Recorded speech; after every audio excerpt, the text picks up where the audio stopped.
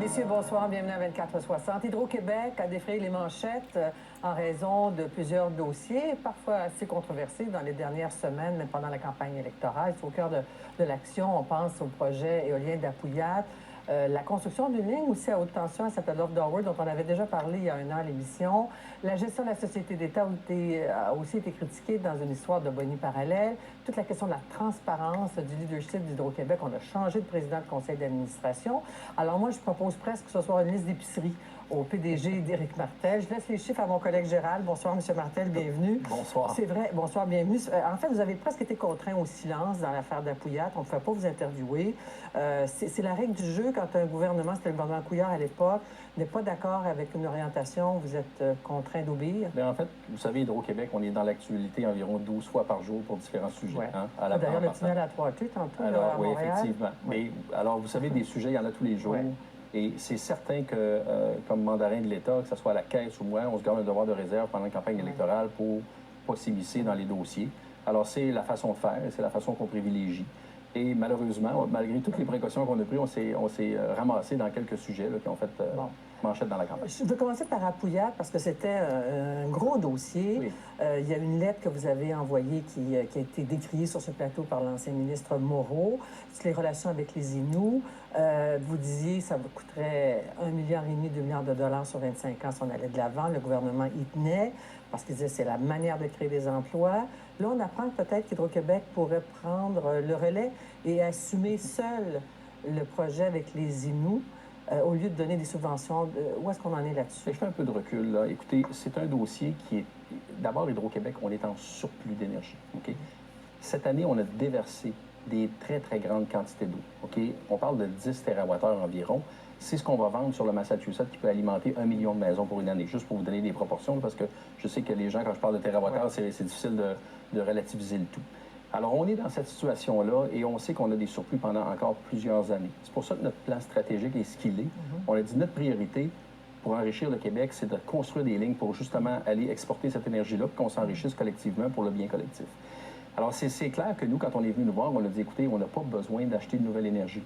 On a mis sur la table des choses très claires. En fait, ma lettre, c'était malheureux qu'elle se ramasse publique, mais ma lettre, en fait, était juste de relater les faits. Moi, mon boulot, c'était de dire, écoutez, s'il y a une volonté de l'actionnaire, c'est sûr que l'actionnaire, le gouvernement, c'est nous, en fait. on peut le faire, là. Mais je veux juste que vous sachiez, si vous nous demandez de signer ce contrat-là, d'abord, on n'en a pas besoin, et voici comment ça va coûter. OK? Puis les chiffres demeurent les mêmes. Alors, c'était de mettre les faits sur la table.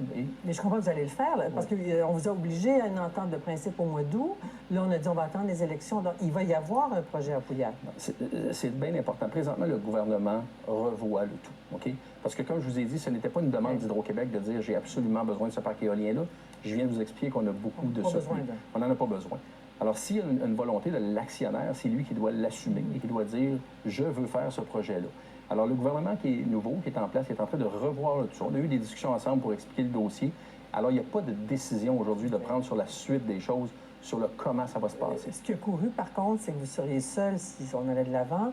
Boralex, qui c'est quand même privé, Boralex. Oui. Donc, ça coûterait moins cher au public avec vous qu'avec une autre. Il y a toutes sortes de spéculations, là, parce que là, il y a des scénarios qui sont regardés. Puis des scénarios, il y en a probablement une infinité. C'est probablement un des scénarios qui a été regardé, mais il n'y a pas de décision de prise. Évidemment, vous vous êtes fait répondre par les Inuits, et c'est ça qui est intéressant, en tout cas en termes d'intérêt public, c'est que les Inuits n'en veulent plus de subventions. Ils veulent pas de la charité chrétienne comme la bonne vieille expression, qu'on disait ça dans le temps, mais ils veulent avoir des vrais jobs. Et ça, même chose, je ne peux qu'être d'accord avec ça. OK, nous, on travaille avec les partenaires Inuits. Tu sais, je regardais aujourd'hui sur le chantier de la Romaine, on a donné à peu près 75 millions de dollars de contrats à une communauté et à plusieurs. On veut faire travailler. Aujourd'hui, si vous allez sur le chantier de la Romaine, on a 750 employés qu'on avait ce matin sur le chantier. Environ 10 viennent des communautés autochtones. Et ça, on est très fiers de ça. Alors, est-ce que un projet comme Apuiat aurait tout réglé, nos enjeux? Probablement non, parce que ça va prendre un ensemble de mesures. Mais nous, on est partenaires avec eux à tous les jours, dans toutes les communautés, et on voit les enjeux, puis on veut travailler avec eux pour résoudre ça. Alors, ça pose toute la question des relations qu'il doit y avoir entre un gouvernement et Hydro-Québec. Qui mène Hydro-Québec, au fond? Écoutez, le gouvernement est l'actionnaire, hein, c'est normal. Moi, je suis embauché pour diriger la compagnie. Il y a un conseil d'administration qui est en place pour me supporter dans cette tâche-là. Nommé par le gouvernement. Qui est nommé par le gouvernement. Alors, c'est important, cette relation-là, qu'elle soit bien comprise. Moi, mon boulot, c'est de dire à l'actionnaire, c'est sûr que c'est particulier, hein, c'est pas comme une boîte privée, mais Vous êtes la vache à lait du l'actionnaire... gouvernement. Hein? Puis, écoutez, on a une position économique extrêmement importante au Québec. Hein. On est un pilier avec la Caisse, probablement, et on a ce rôle-là qu'on doit assumer. Alors, si je prends cette idée-là, au fond, votre actionnaire, on voit M. Legault aller en Ontario, et depuis un bout de temps, il parle de faire encore des barrages. Est-ce qu'il n'y a pas un paradoxe d'entendre M. Legault dire qu'il faut faire des barrages, ça coûte trop cher l'éolien parce qu'on en a trop, alors qu'il y a un débat chez les experts sur le coût réel de l'éolien. Les rivières seraient saturées au Québec. On a développé les meilleures rivières. Si on en développe d'autres, est-ce que ça va coûter une fortune? Dans quoi sommes-nous, là? C'est quoi le choix qu'on a? C'est une très bonne question. Il y a beaucoup d'opinions, il y a beaucoup d'interprétations, mais... Beaucoup de lobby aussi. Si je vous retourne, oui, probablement. Puis si je vous retourne 3 ans à l'arrière, OK? On a dit une chose, puis moi, j'ai toujours promis qu'on serait transparent, qu'on allait mettre la vérité sur la table sur l'état des choses. D'abord, on a dit, écoutez, on a des surplus pour plusieurs années encore. 20 ans, je pense. Et moi, j'ai fait à peu près une vingtaine d'années. Et ça, le premier ministre l'a mentionné, d'ailleurs, dernièrement. Pourquoi est-ce qu'il parle de barrage? Mais il parle de barrage, lui, il regarde ça encore plus loin. Parce que c'est certain que si on veut construire un nouvel ouvrage, il ne faut pas commencer quelques semaines avant. Ça prend à peu près 15 à 18 ans pour construire un nouvel ouvrage à partir du moment où on décide de le faire. Alors, nous, dans le plan stratégique d'Hydro-Québec, on a dit priorité numéro 1, c'est d'écouler les surplus. On a construit 25 TWh d'énergie depuis 2003 et la demande au Québec a saturé. Alors, cette énergie-là, elle est déjà là, construite, il faut l'exporter. Et on a dit aussi pendant notre plan stratégique qu'on allait regarder, parce qu'il y aura peut-être éventuellement, moi je prévois que dans les années 21-22, on aura une décision à prendre. À long terme, c'est du long terme, parce qu'il y a plein de choses qui vont arriver au Québec. Les contrats d'aluminerie qui terminent en 41, le contrat avec Churchill Falls termine en 41. C'est quoi l'impact des changements climatiques sur nos réservoirs d'eau? Il y a l'efficacité énergétique. L'efficacité énergétique. Écoutez, les foyers, aujourd'hui, il y a plein de moyens qu'on est en train, nous, de s'intéresser puis de mobiliser les gens à le faire pour sauver de l'énergie. Mais sur ma question que les meilleures rivières ont été déjà exploitées, pourquoi pas envisager de l'éolien qui, paraît-il, selon certains, coûterait moins cher puis Bon, là, votre question est très pertinente. Hein? Puis, premièrement, il y a encore du potentiel hydroélectrique au Québec. Il faut faire attention, il y en a. On est en train, dans le plan stratégique, on a dit qu'on regarderait des endroits pour le faire. Mais votre question de l'éolien est intéressante parce que le coût de l'éolien a baissé. Et le coût de l'éolien, c'est une belle source d'énergie. On n'est pas contre l'éolien. On a beaucoup de vent ici. On a beaucoup de vent, oui, effectivement, on le voit de ce temps-ci. Mais ce qui est important de comprendre, c'est que ce n'est pas le même produit. De l'hydroélectricité, elle va être là tout le temps. Quand vous demandez une turbine de tourner puis de fournir de l'électricité, elle va être là à 100 du temps. L'éolien, s'il n'y a pas de vent un matin, bien, il faut le substituer par d'autres sources. Vous avez employé le mot transparence tout à l'heure. Oui. Je vais y aller en rafale avec des petites questions sur la transparence. On a l'impression que dans plusieurs entreprises en ce moment, on a une grande crise de confiance à cause de la transparence et de la confiance qui est nécessaire. Vous avez fait un mea culpa sur les bonis parallèles à des administrateurs, sur ces fameux dossiers dont on va respecter la vie privée des gens, on n'en sait pas plus, mais les histoires d'allégations d'inconduite sexuelle ou d'harcèlement, tout ça a été géré un peu, paraît-il, en catimini. Faites un mea culpa sur la transparence? Écoutez, je me suis engagé quand je suis arrivé ici à être transparent et à dire les choses.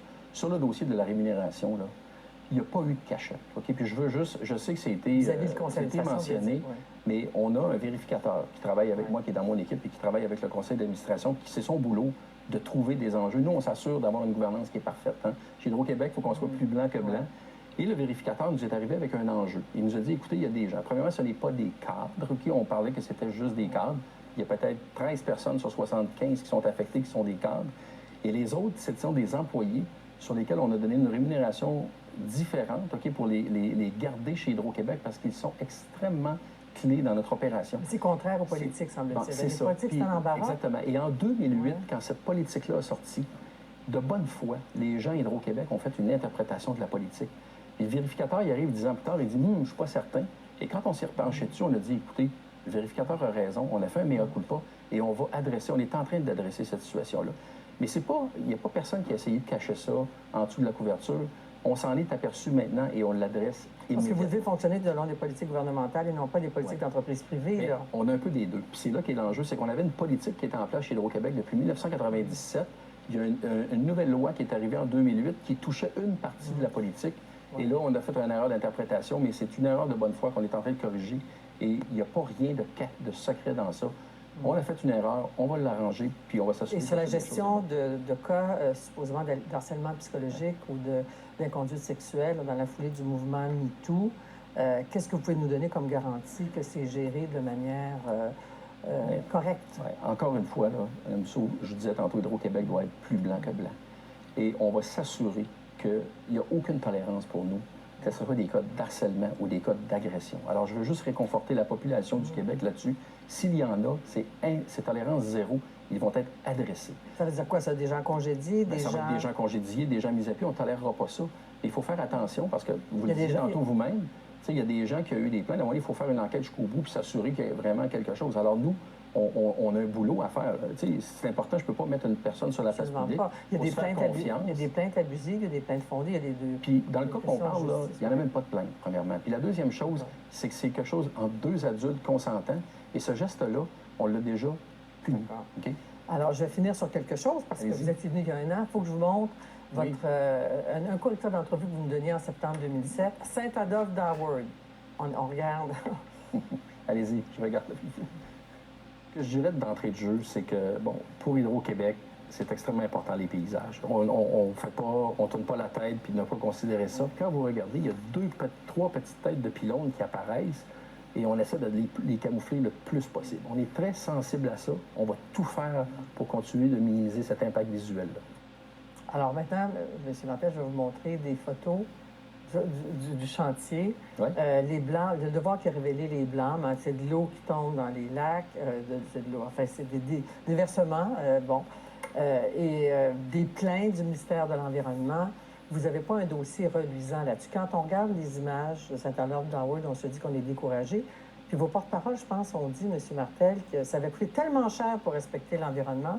On se demande encore une fois pourquoi vous ne les avez pas enfouis au nom du respect des paysages et de l'environnement. Parce que ça a l'air d'être une catastrophe là-bas. Je suis heureux, puis je ferai attention. Ce que j'ai dit l'an dernier à votre antenne est encore vrai. C'est qu'on a travaillé avec les gens du milieu, des centaines de rencontres pour minimiser l'aspect visuel. Regardez ça, là. C'était ça.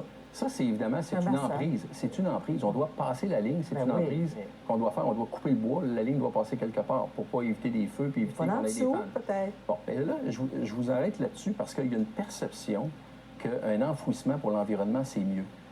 Les effets sur l'environnement, imaginez-vous qu'on aurait dû faire cette emprise-là, mais on aurait dû creuser en plus de ça. L'impact sur les milieux humides aurait été encore beaucoup plus grand. Et je dois avouer, vous ne disiez pas ça l'année dernière. Mais on doit avouer qu'on a eu des ratés, là, et on est en train de les corriger. C'est un milieu, quand on a décidé de ne pas passer la ligne plus dans l'escarpement, on s'est compliqué la tâche. Et on l'a fait ça pour les gens qu'on a écoutés parce qu'ils voulaient moins d'aspect visuel. Et on a eu des écoulements, des sédimentations. Et écoutez, on a installé des tapis présentement pour accueillir ça. On a à peu près 6 terrains de football de tapis pour ça. On a une centaine de bassins de sédimentation. Et on traite ça vraiment avec... On minimise pas les coûts, puis on va prendre nos responsabilités jusqu'à la fin. Le paysage c'est un projet complexe. Après, le paysage aurait été préservé, enfoui.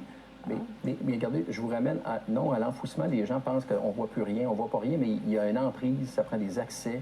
Il faut creuser dans le sol pour faire ces choses-là. C'est beaucoup plus souvent dommageable pour les milieux humides qu'une solution aérienne. Ouais. Moins visuel, mais beaucoup plus d'impact sur l'environnement. Parce qu'il y a un an, vous me disiez que c'était le coût qui était l'obstacle. Mais le coût est l'obstacle aussi, parce que moi, je regarde toujours 3 choses. L'acceptabilité sociale, l'environnement et les coûts. Ce sont les 3 choses avec lesquelles on doit composer. C'est pas un ou l'autre. Mais le premier, vous ne l'avez pas, l'acceptabilité sociale. Bien, l'acceptabilité sociale, je fais attention. Hein. Il y a des gens avec lesquels on a travaillé. La ligne a 80 km. On a quelques kilomètres où on a des difficultés d'acceptation. Les autres endroits, on n'en entend pas beaucoup parler. Merci, M. Martel. Merci à vous. Au 2460. On se donne rendez-vous l'année prochaine. Sûrement. Même heure, même poste. Merci beaucoup. Merci à vous. Merci.